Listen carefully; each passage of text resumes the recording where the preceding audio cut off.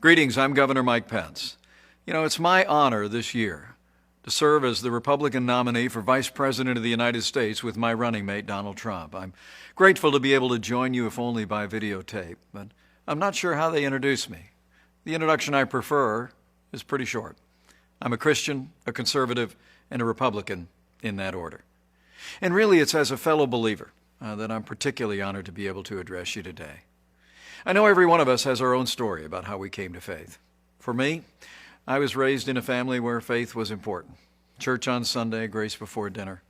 But my faith became my own when I made a personal decision to trust Jesus Christ during the spring of my freshman year in college.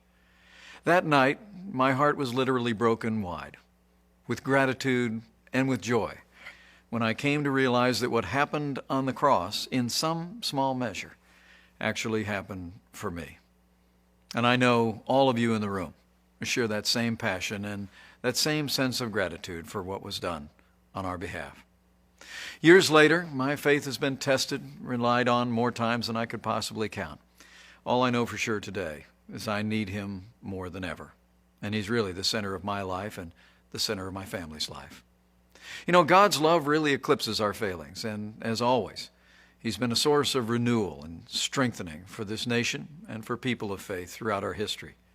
In these troubled times, I believe we stand at a turning point, when those who cherish faith, those who cherish freedom, those who cherish the sanctity of life and all the liberties enshrined in our Constitution should step forward and heed the call to action. I joined Donald Trump on the Republican ticket because I believe he has the right leadership and the right vision to make America great again. President Donald Trump will appoint justices to the Supreme Court who will uphold our Constitution and the rights of the unborn. Donald Trump will also sign into law legislation that will free up the voices of faith all across this country by repealing what's come to be known as the Johnson Amendment. The Johnson Amendment's literally been on the books since the 1950s, and it essentially threatens tax-exempt organizations and churches with losing their tax status if they speak out on important issues facing the nation from the pulpit. Donald Trump and I are both committed to work with renewed Republican majorities in the House and the Senate to repeal the Johnson Amendment once and for all. The truth is that a careful study of American history has shown that the strength of our nation has come from our communities of faith. Throughout our history, it's been the voices of faith that more often than not have driven our nation to a more perfect union. It was the pulpits around the American founding that thundered against the tyranny of King George. It was the pulpits around America that spoke of the evils of slavery and brought an end to the scourge of slavery in America, even through a great civil conflict. And it was voices of faith and communities of faith that transformed our nation through the civil rights movement in our own lifetime, and we're a better nation for it. The choice today for all of us, though, could not be more clear. I've never seen a more dramatic choice in a national election in my lifetime. I truly do believe we're come to a time for choosing.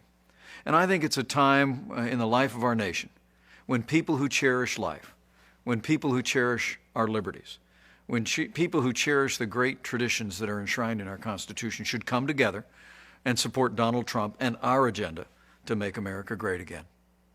In these troubled times at home and abroad, challenging times for American families, I'd like to encourage you to do one more thing, and that is to bow the head and bend the knee in the days that remain in this election.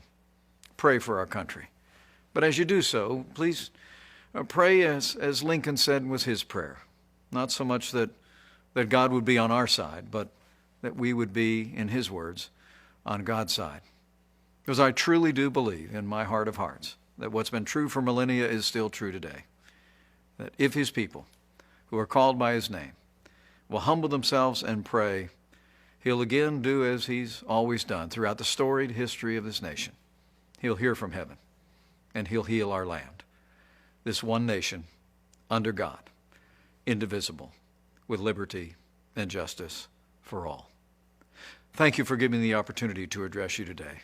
May God bless you, your families, this community of faith, your church, and may God continue to bless the United States of America.